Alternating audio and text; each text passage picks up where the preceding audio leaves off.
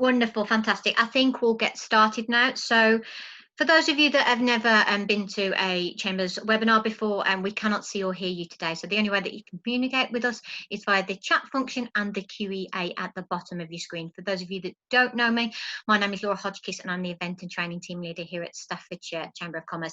And I'm delighted to have with me today Joe Hepworth, and he's the CEO from the British Centres of Business. And we're going to be talking today about the global market that is United Arab Emirates, and just a virtual insight into this marketplace. And with that in mind, it's over to you, Joe. Great, thank you, Laura. I'm just checking you can still hear me, and let's try and do the slide. Can you see that now? Fantastic, brilliant. I'll Great. let you carry on, Joe. It's started well. Good. All right, and thank you, Laura, for organising this and coordinating, and for the team at the Staffordshire Chamber. We've known many of you for a long time now, and I think of all the areas in the UK, you're one of the strongest and the most active. I don't think it's any surprise that you've got some of the best exporters in the UK because you look after them so well. We're going to take the next 30-40 minutes to go through what's happening in the UAE at the moment.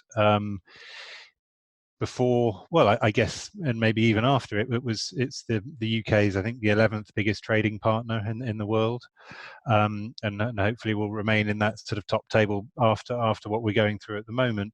But here's our take on some of the opportunities, some of the drivers in the region, some of the industries where we know your part of the world is particularly strong, and that there may be relevant opportunities for you there, and then please do ask some questions. So we'll just start. This is where the tech, this is just, I mean, we're not going to talk too much more about this, I hope, but I think it's a fairly obvious and relevant place to start in terms of what's happening with the global situation. The numbers here are continuing to go up, but they're doing a very, very aggressive testing and tracking and tracing policy here. So as you can see, more than 10% of the population has already been tested.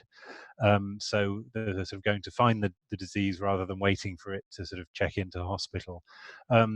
Fatalities are still going up, mercifully lower numbers than the UK and elsewhere.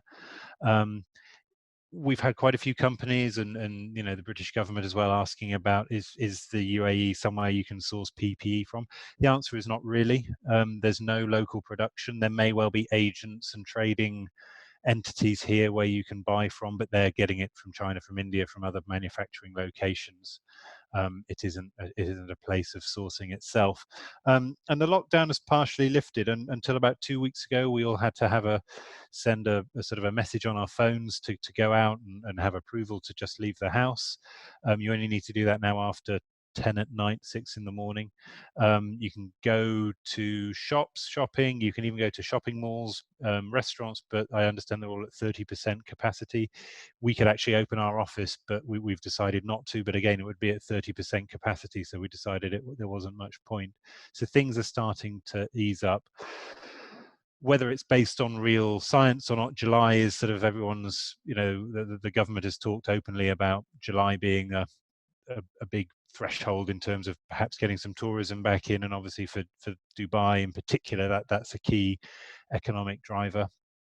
Whether that's possible or not, I'm not sure. Just something on the BCB. So we are part of a larger company called OCO Global that's based in Belfast.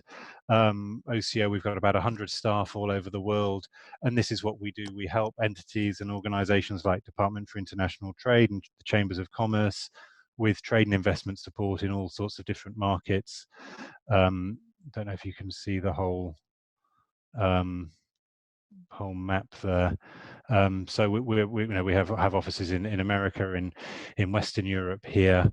We've just opened one in Shanghai, and we help companies, governments set up, export, expand overseas, find investors. Here in the UAE, we're 9 people strong, and Yassin there on his own is based in London. We've been operating for over 7 years now. We were set up in 2013 as a sort of effectively as initiative by the British government to provide additional support to UK exporters beyond the walls of the embassy. We take on multiple sectors. So we aren't sectors, well, we have sector specialisms across all of them rather. Things like defence, for example, we don't do much in that because that still tends to be handled by the embassy. Areas like food and drink, manufacturing, retail, things like where we take the lead, and something like healthcare where perhaps we sort of work hand in hand, where DIT has a sort of strategic team and we're more on the sort of the B2B side and helping companies like you. And we work with the devolved authorities, we work with the British Chambers, and private sector entities like Santander, and some of the other banks and professional service companies. Over the last few years, we've done quite a lot of work with DIT. I think we're almost at the 100 million mark in terms of the export wins we've delivered. And that's something that we're paid for and targeted with by the embassy here to continue to provide value for money and help you win business in the region. The other part of our partnership is with Dubai government. Dubai government likes what we're doing because they see us supporting inward foreign investment into Dubai. They see us bringing in innovative companies. They see us as a catalyst and an agent for economic growth. And around that, we've also developed an incubator platform where over 40 companies have now come in with us, and we've held their hand, set them up, kept them out of trouble for a couple of years, and given them a soft sort of supported landing into the UAE whilst they've got the machine started and got underway. And that's very much with Dubai government. Around the region, we also work with so whilst we're based in the UAE, we've got good relationships across the GCC, often because we've worked with sort of other economic development agencies like SAGIA, like Bahrain EDB, like Kizad in Abu Dhabi, where we've done work with them, finding investors, helping them develop their trade policies and proposals. So whilst we're based in the UAE, we can also help you regionally. And what does that help look like? I mean, there's a sort of a fair gamut of services here, and hopefully this is more or less sort of conclusive or exhaustive, if you like, in terms of the things you might need if you're setting up in the UAE or you're looking to do business in the UAE. So it's agent and distributor search, it's event management, it's research and market studies, it's looking at the regulatory side of things. We actually work with some clients on a retainer where we almost go around and carry their business cards. There's a whole variety of services there. And we're one of these places that you might be aware of around the world where a lot of these services have been sort of outsourced from the embassy, where we take them on rather than somebody in the embassy working for DIT. Our incubator platform, I've mentioned that it's a 2-year soft landing way into the market. I will share these slides with you afterwards. We won't spend too long on it now. Some of the sort of companies we've helped, and we'll talk about Expo in a minute. 3 of our most recent incubator clients have all come in on the back of Expo work and Expo contracts. So Emperor Design, I think they have an office in Birmingham. They're based in London. They're a creative specialist. They sort of do corporate reporting. Met Studios does sort of exhibition and museum design, and they're working on one of the main pavilions at Expo. EdComs, as the name suggests, are communications around the education sector and actually helping getting Expo, the message of Expo, into schools. So why Dubai? Why the UAE? And this is, I think we'll probably look at every slide today and say, does that still pertain in today's world or what we know of today's world? And this one certainly does. Dubai's in the center of the world. There's very few places you can't reach on a direct flight from Dubai. And really all of Asia, all of Africa, all of Europe is within a reasonable medium haul flight. From here, we're lucky to be served by 2 very, very sort of professional airlines, Emirates and Etihad. So from the UAE, you're able to access all of these markets, which are perhaps, quite a number of them might be that much harder to enter, might be a little bit unsafe, might be somewhere you don't feel confident on going for a business trip, whereas Dubai provides a sort of a central focal point and meeting point for the region facilitated by the good airlines and lots of hotels and all the rest of it. So lots of our clients and lots of the companies we help and work with are interested in the UAE. You know, it's an interesting market in itself, but what can I access from there? Right, I'm 2 hours from India. I can fly to India, to Bombay in 2.5 hours. Saudi's next door. There's 30 million people there. Africa's only sort of 3 or 4 hours away. And it's that sort of growth play, that emerging markets play. I'm halfway to Singapore. I'm halfway to Shanghai. My wife is from New Zealand. I'm halfway to the mother-in-law. So I'd actually probably prefer to move back to the UK. So there's lots and lots of places you can access from here, even if the market here perhaps isn't the biggest in the world. There's 10 million people in the UAE. So continuing that sort of geo-strategic theme, one of the big things that's happening, and this is still happening because this is a sort of 100-year-long project process, the Belt and Road Initiative connecting China back into Europe across the old Silk Roads and trade routes, both inland and through the oceans. The whole region, and particularly the UAE, are looking to weld themselves onto that as a key node to attract Chinese investment, to attract Chinese interest, companies, business, people. Last year before, the UAE issued visa-free travel to Chinese nationals, which was huge.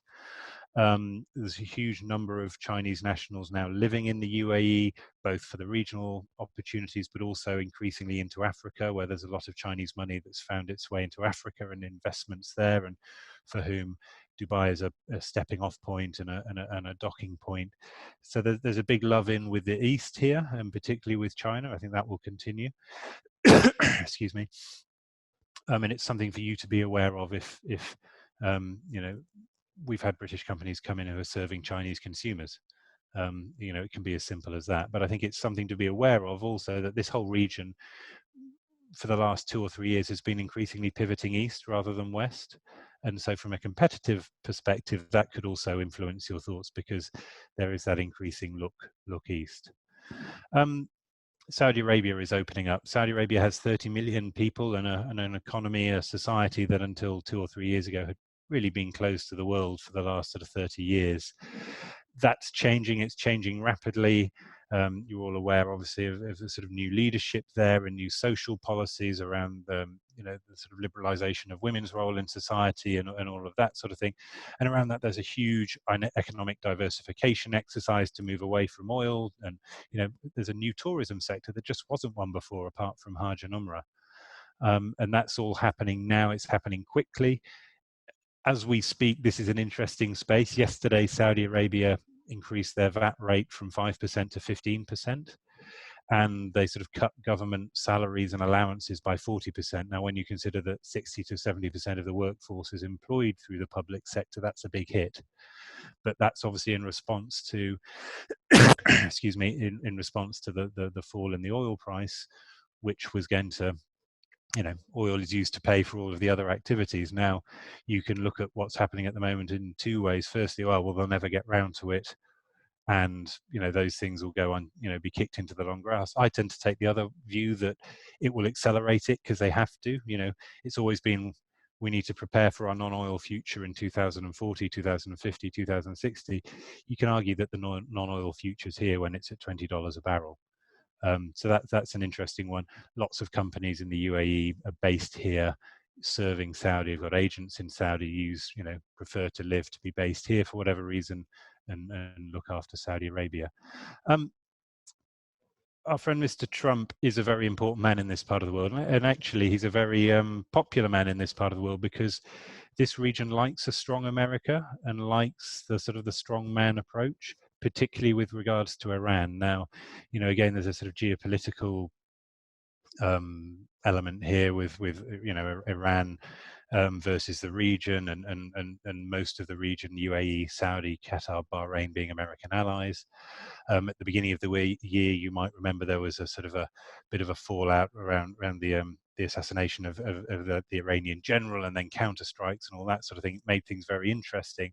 But don't underestimate, one of Donald's tweets can sort of change the property market and the oil prices and everything else here, because America is seen as the guarantor of regional security, particularly vis-a-vis Iran, and it's in Saudi Arabia and Abu Dhabi, they all take their lead from America on security matters. The B word, which we've probably forgotten about at the moment, Brexit. Brexit's largely irrelevant here, and I say that sort of with a bit of a smile on my face, because I'm aware that you've all been through sort of 6 or 7 years of it being the main item on the news until 2 months ago. That's not to be flippant about it, but what I mean by it's irrelevant here is there is no free trade agreement that the EU has with either the UAE or the GCC. There's no existing relationship that will be lost or improved or bettered or worsened or anything when the UK finally leaves the EU in a year's time or whenever it is. So there's no sort of snap back on any trade or openness or any sort of change in tariffs or import levies. The GCC is obviously on the list for the UK government to develop a free trade agreement with. I think it's probably in the second bucket. It isn't as politically or economically vital as somewhere like the EU itself, the USA. At the same time, it may be a relatively simple one in the scheme of things, given that agriculture isn't big here, fishing isn't big here. There's not too many competing industries where these things tend to get difficult. So that's something to watch this space on in the next year or two, and see if the UK may even jump ahead of the EU in sealing some trade deals with this part of the world. But really, right now, Brexit doesn't make much difference on the scheme of things. As you're probably aware, Emiratis, Saudis, Qataris, Omanis, people from this world tend to have quite an affinity to the UK. The wealthier ones will often own property or properties, particularly in London and in the southeast, or football clubs in Manchester. And so that doesn't change. London in particular is still looked on in sort of hallowed terms by many of the region's people and private and individuals, and you've probably seen that yourself when you've been in London, particularly in the summer. Expo 2020. Look, it's still Expo 2020, but it's going to happen now in October 2021, and that was sort of confirmed last week, the week before. Like the Olympics, the decision was made that to try and go ahead with it this year with all the uncertainty and I think we're all fairly certain there's going to be a degree of restriction and issue, particularly with regards to international travel. You're not going to be able to pull off an event like Expo, particularly when you want 25 million visitors in this year. So it's been pushed back a year. This really is the UAE's moment in the sun. And you can't overstate that.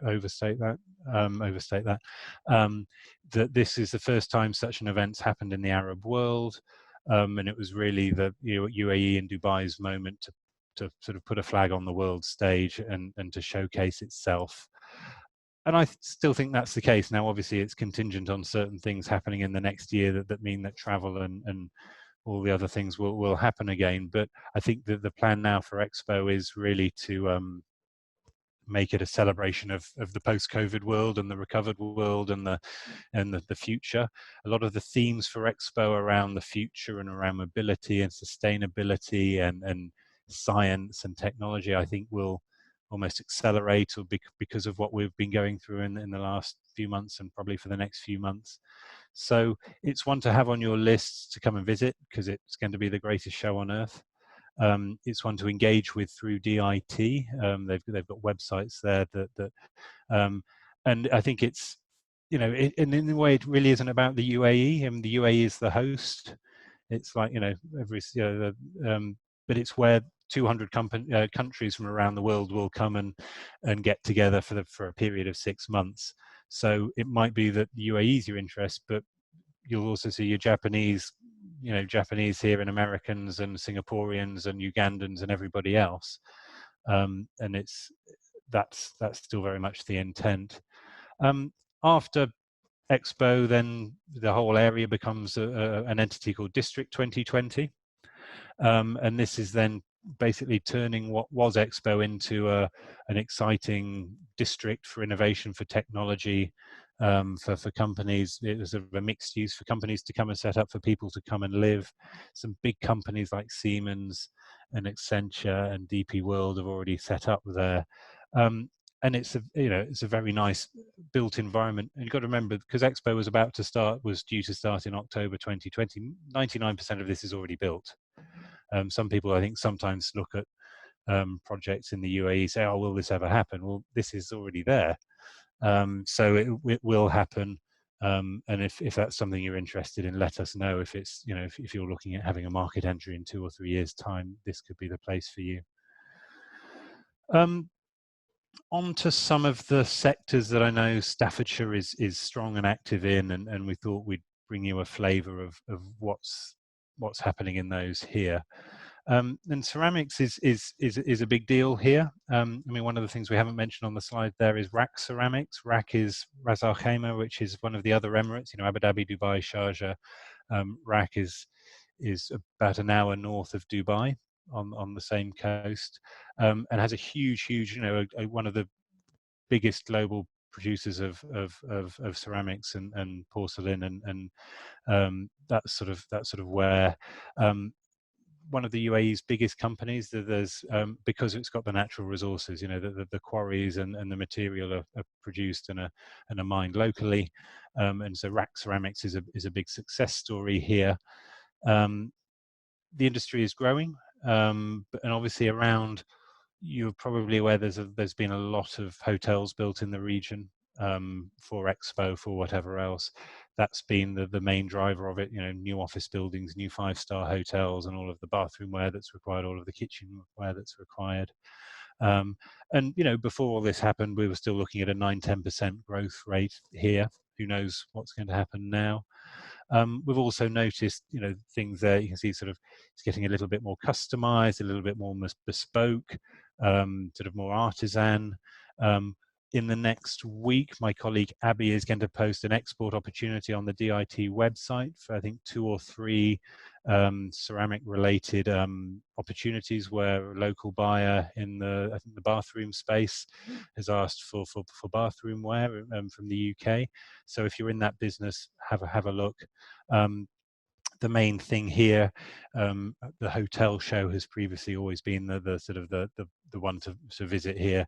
You've had Index, you've had the hotel shows as one of the the main exhibitions to come if you're in this sector.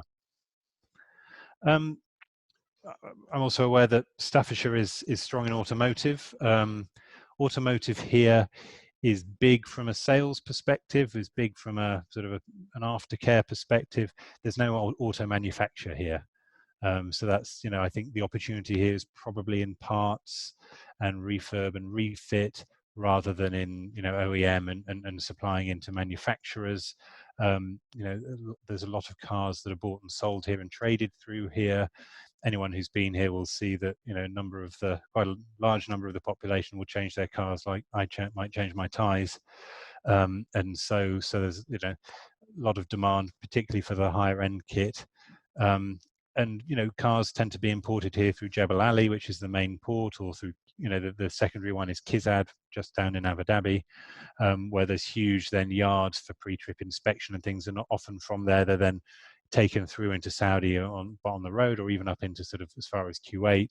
So it's a big logistics center for the car importation business, even if it isn't a big manufacturing center.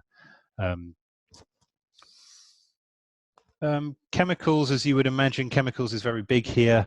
It's big, obviously, as a result of the oil and gas industry being big, and this being effectively a derivative industry of that, with plastics and everything else. You can see some of the numbers there. I guess obviously if oil, as oil supply is being sort of scaled back at the moment, so will output in the chemicals industry. But all of your big players are here. Particularly in Abu Dhabi, which is the centre of the local energy sector. And you're increasingly seeing, more sophisticated chemicals made here, not just sort of basic plastics and polymers, but into the, sort of more refined goods, more refined chemicals, fertilizers, and those now make up quite a significant export share here, as well as oil and gas. Leisure. Now, this is the slide I sort of ummed and ahed about showing you the most, and I've left it sort of unaltered, but this is the picture that we would take now.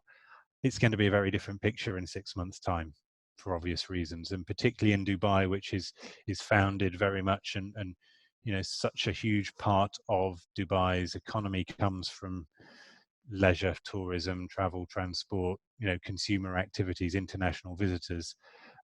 All of these super numbers are likely to take something of a hit. The growth in the leisure sector has been spurred by visitors from China, visitors from India, Saudi Arabia opening up. That's sort of been the driver. Obviously, that there is a bit of a sort of build and there will come attitude here. So if a smart new hotel opens and it will be full because people want to go and stay at the smart new JC Mandarin or Oriental on the beach. This is one to keep an eye on. Increasingly in the last 5 years, we've had a number of theme parks open up, and I obviously know that's something that figures large where you are. We've had Dubai Parks and Resorts, IMG World of Adventures, Warner Brothers, a few water parks that have been very successful. A number of them are Ferrari World. A number of them are actually indoors, so they can be used all year round because from now till September it's pretty warm. So if you're in this sector or supplying into this business, there's still probably opportunities here, qualified against the sort of the grim backdrop of demand and obviously what's happening at the moment. But it is a big part of the diversification policy. And even in Saudi, this huge entertainment district just outside Riyadh called Qiddiya, would make sort of Alton Towers look like the village fete. It's unimaginable what the original plans for that are. Now one assumes that's still going to go ahead, but that's both a diversification policy and also Saudi saying, well, look, we need to entertain our citizens, and also we want them to stay and spend their money in Saudi Arabia rather than going to Dubai every weekend and going to the water parks and cinemas there.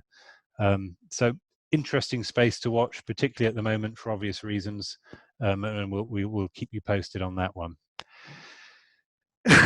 In terms of how you go about coming into the market here, and there's probably a few sort of obvious things on here, but it does seem a particular place where people leave their common sense behind it, duty free, and sort of turn up and expect the world's, the money to fall out of the trees or the street to be paved with gold. And often it's a shame because we're sort of brought in to help a company when it might be too late, but it's all about planning and understanding the market and using our help or the embassy's help, or start with the chamber and the team there to really understand what that market has to offer. And I think that's just even more the case now, where there's something we've been talking about internally, where we don't know what the market's going to be like when we're all back out there. Those distributors that we spoke to 2 months ago, are they still going to be in business? So I think research right now is even more important. It's interesting, actually, of all the projects we've taken on in the last 2 months from UK companies, very few have been about, hey, I want to set up, but most have been around, hey, I really need to understand the market now. What's happening? Things are changing. Help me understand that. One of the key things here is the regulatory environment, depending on which industry you're in, and that can be complex from a UAE basis, because you have federal level and then you have emirate level, and often those can be, you might have two regulators, or you can have slightly conflicting regulators. It's the sort of thing, again, we can help you with, but it's so important, particularly if you're in healthcare and food and drink and something consumable, where you really do need that label on the side of the packet. The other thing I'd say here, and I think we sort of touched on it earlier, is that UK brand positioning. There is an affinity for the UK in this part of the world. So let's say you're in food and drink and you're selling into Morrison's, Sainsbury's, Tesco and Marks and Spencer's. There's your calling card right there. There's your case studies. The fact that Marks and Spencer's is here, Tesco's is sort of here through a joint venture with another supermarket, is just, it's those UK credentials. And I think that's an easy example I've given there, but in healthcare, and you're supplying into the NHS, these are sort of brands and companies that will resonate here and should be the basis of your market entry approach to say, this is, I'm good because look, I supplied X pieces into Tesco last year, or I'm a core supplier to the NHS, or whoever it is. The most obvious way for you to come in is probably going to be finding an agent or a distributor. You might set up here and we can help you with that, but finding an agent or a distributor can be hard, but again, with the right planning and the right approach, it shouldn't be. Due diligence is essential. It's hard here because there's no company's house equivalent. You can't just sort of tap a company in and see, if there've been any county court judgments there, or their basic accounts. There's none of that here. So you inevitably have to do a bit more of a sort of a manual study to really understand things, and that's why we suggest do go to their premises, do talk to people, find out who else they're representing and working for, and talk to them. Couple of asterisks there around exclusivity and contracts.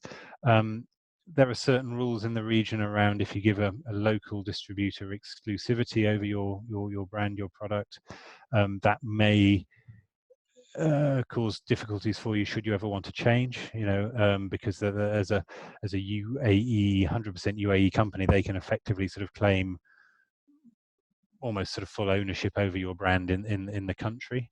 There's ways of mitigating against that, and the purpose of putting it on here is just to make sure you do your homework, ask for our help, get a lawyer involved, so you're aware of the issues and can manage and mitigate them accordingly. Lots of companies do have agents, lots of companies have got exclusive agents and are fine because they've managed it. It's a matter of being away. And also, the last point there is, don't assume what works in Dubai works in Abu Dhabi, works in Saudi, works in Kuwait. There isn't a sort of homogenous approach or way of doing business here. They've all got different regulatory environments, they've all got different ways of working. Don't assume that just because he's a big company in Dubai, he's got reach even in Abu Dhabi, or let alone up in sort of Qatar or Kuwait. You take your time to have a look at that. Also, just be wary, there's a lot of companies here who've got a huge number of foreign brands and principals. You go into their office and they're all there on the back wall behind reception. Do you want to be number 51 down in the bottom right hand corner that just gets the sort of half an hour of BD time a week on a Thursday afternoon? Or maybe you're better going with somebody who's a bit smaller, but for whom you are bigger and who wants to invest more time with you. And that's an issue we often see where, smaller companies come in and get seduced by working for a big sort of distribution house, working with a distribution house, but then just fall out of interest, fall off the radar, and then maybe even have problems divorcing because there's an exclusivity agreement. A few final tips here, and again, I hope it's sort of fairly simple and self-explanatory, and probably applies in other markets around the world. It's a market that's all about presence. Now, that's hard at the moment for obvious reasons. If you're not here, you're not here. But presence can be an agent. Presence can be a distributor or a representative. Because of where we are in the world and that map, everybody's here. Everybody's selling. All of your competitors are here. You can start doing business on a fly-in fly-out basis, and that will get you so far, but very quickly you need to have a plan for a longer term approach to be successful. And it's all based on personal relationships, be it you, your agent, your distributor, the guy you hire here locally, and that's essential. Talked about the legal advice. There's lots of goodwill here. Everybody's kind of been in the same position as you have. So, everyone has sort of turned up at some point with a suitcase and started to sort of set up themselves and their business. There's the embassy, there's 2 British business groups, there's a UK UAE Business Council, there's Dubai Chamber, there's Abu Dhabi Chamber. There's lots of advice and even free advice out there to help you understand what you need to do. Plan to leave might sound like a funny thing, but I guess it sort of touches on the legal advice part. How, if you're setting your company up here, what happens when you sell the company in the UK? How do you manage to, is it clear that the sale of the UK company will involve this one? How will you move your assets? How will you depart? Again, it's not difficult, but sometimes you see companies or people who've set things up in a particular or a peculiar way, and then they've had a change of circumstance, or a happy one. Somebody's come in to buy the business, and then didn't think about, well, crikey, actually somebody owns 51% of my shares here, and he's going to want buying out. those sorts of things. I mean, the last points there are just, you know, sort of anecdotes and idiosyncratic comments about doing business here. You know, our work week is different. A number of times, you know, UK company says, "Oh, let's have a call on Friday." Well, you know, it's important you understand that, because if you're trying to portray an image of being into the region and you know, relevant, you know, it'd be the same as me saying, well, let's have a call on Sunday. You're off on Sunday.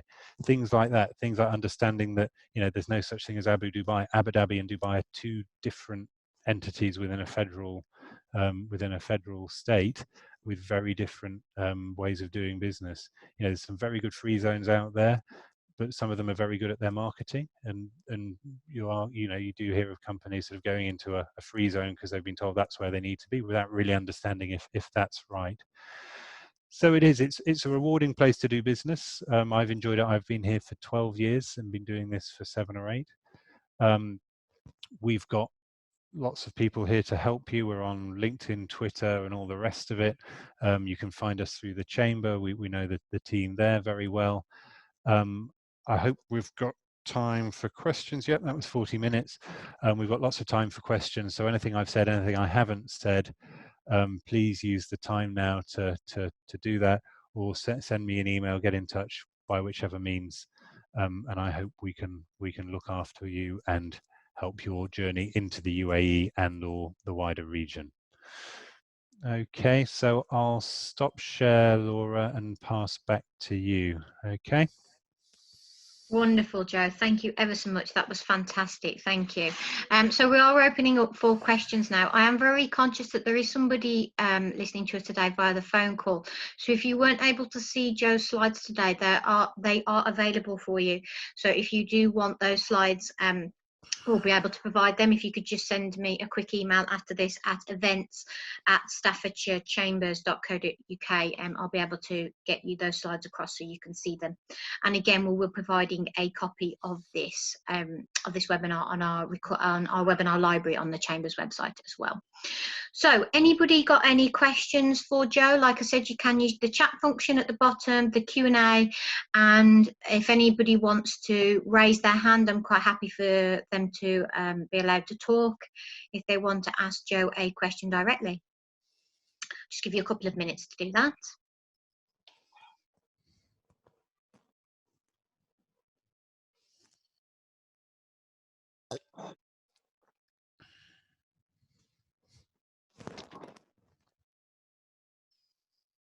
Can take a little bit of time just for the... Is there one there? Yeah. Oh, just somebody saying hello. Yeah. Hello, Stephen. Hello, Stephen.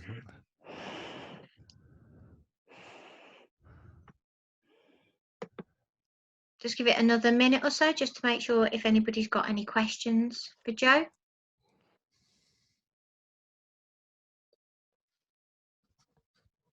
So everybody's quiet today. This isn't the first webinar I've done today and everybody's... Oh, hang on a sec. Andy Smith is speaking in tongues again. There's just a couple of people in the chat saying thank you, which is great. Thank you, Jen.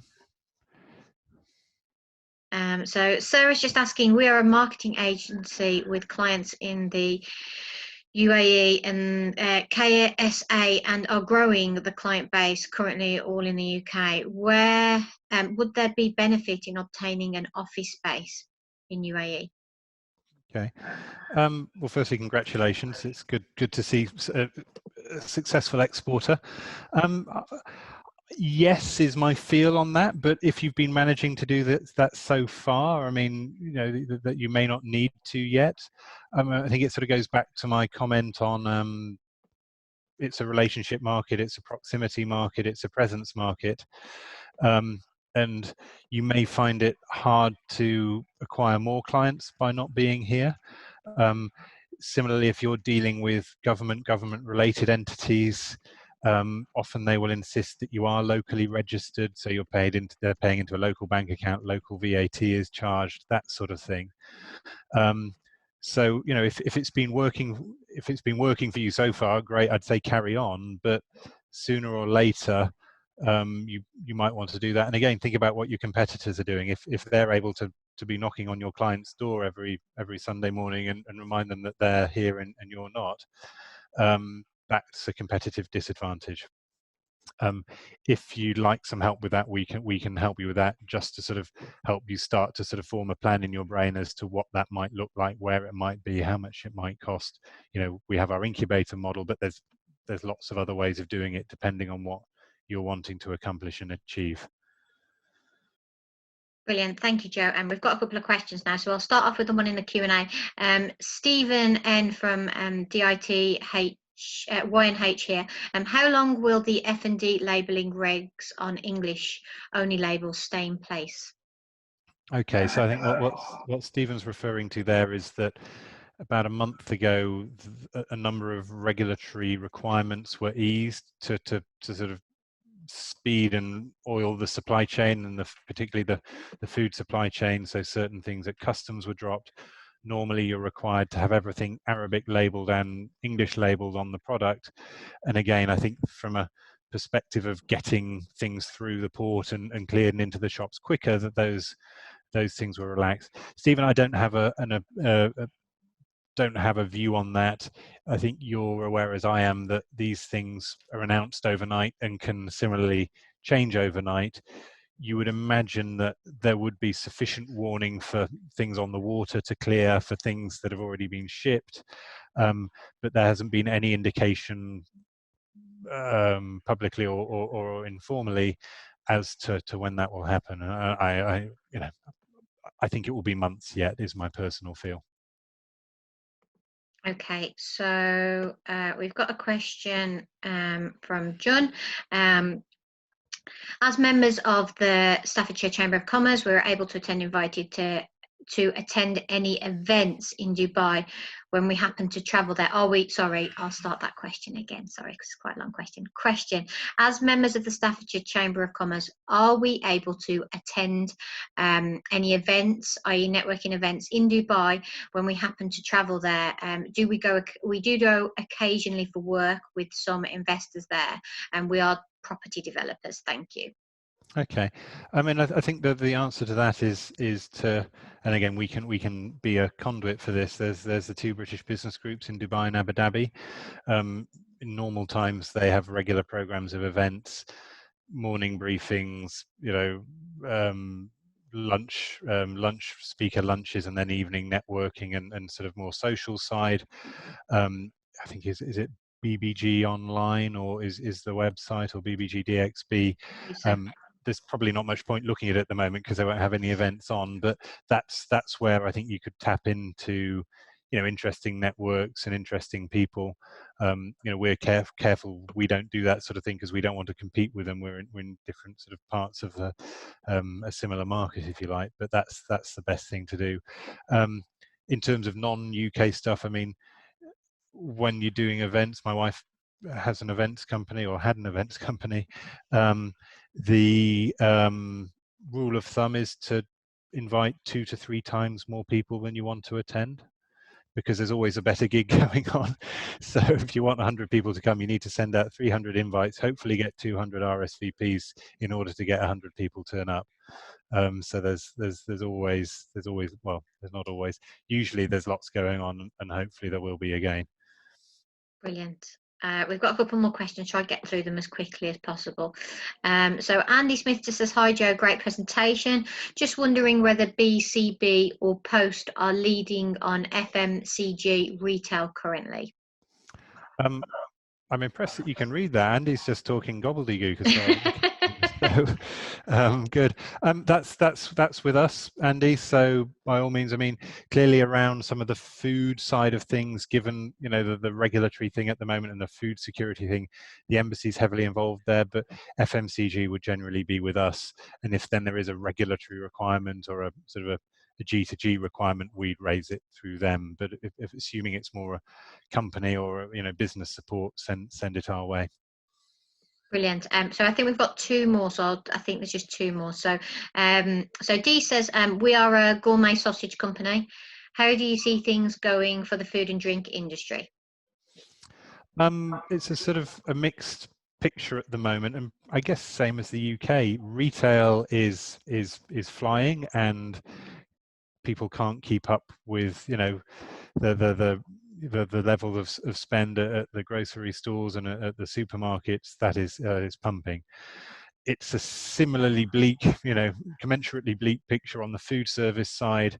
You know, you think of all of the hotels and all of the you know, the entertainment and the airlines here that are just not active. So I think for the short and medium term, if you're supplying into the retail space, it's a very good place to be. And I think, you know, that the challenges there at the moment are probably around cost and capacity of transport and air freight. You may be aware a lot of the big regional supermarkets have got sourcing offices in the UK. Lulu International, which is the biggest actually in the region, that they're based just outside Birmingham, where their outfit there is called Y International. But the issue at the moment is, you know, all of these Emirates flights that are cancelled. How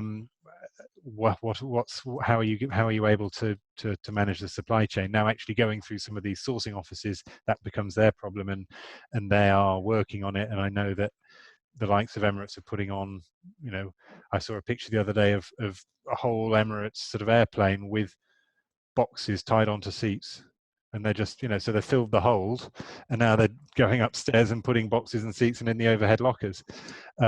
So I think there's opportunities there. Obviously, you know, Gourmet Sausage Company, I love the sound of that. You get my business. You've got issues around halal to consider. You know, obviously, if you've got pork products in there, that there's still demand for pork here, but it's a very specific supply chain and probably fewer buyers than if it's you know, beef or lamb or chicken or other sausages.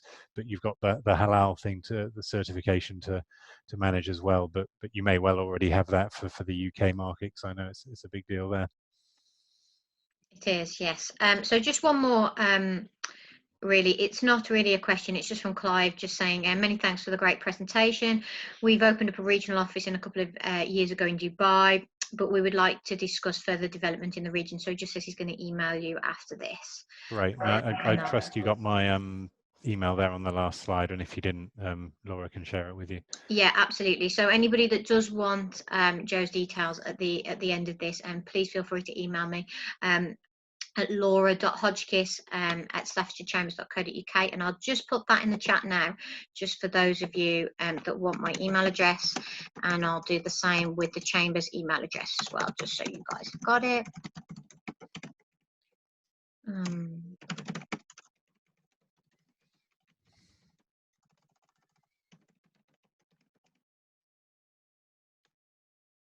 Brilliant, fantastic. I think that's all the questions for today, Joe. I just want to thank you so much for having us and telling us all about where you're from and sort of what's going on in your region, because obviously we're all sort of feeling the effects of COVID at the moment, so it's nice to see what other people are doing and how it's affecting other people. So thank you.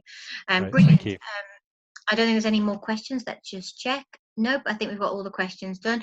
So that's it from us today. Everybody, if you do want a copy of this, don't forget it is on our webinar library on the Chambers website, and hopefully all of you just stay safe and have a lovely day. All right. Thanks, everyone. Bye.